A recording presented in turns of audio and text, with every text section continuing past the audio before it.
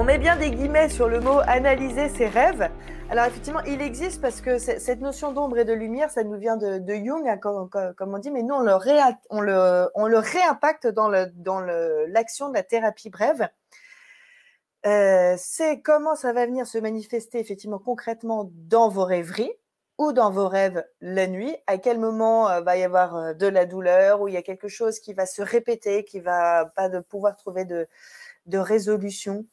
Ce qui me fait penser que moi, cette nuit, j'étais dans une situation un peu type préparation de power shot, mais il fallait qu'on change de pièce comme ça.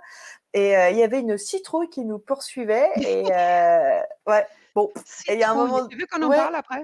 Alors, je veux bien qu'on en parle, mais en fait, en tout cas, et dès que j'étais en présence de cette citrouille, pour moi, c'était très désagréable.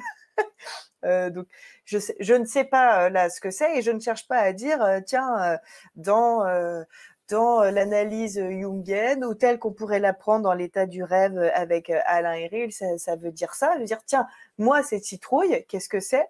D'ailleurs, citrouille, si j'ai la trouille, tu vois, Trouille, ça. Trouille, trouille, citrouille. Donc trouille, là, et c'est pas s'il dans y a de la l'analyse des trouille. rêves.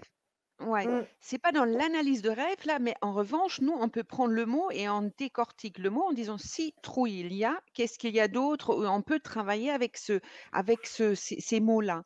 Donc effectivement, ça, c'est l'analyse des rêves. Donc, on n'oublie pas les guillemets.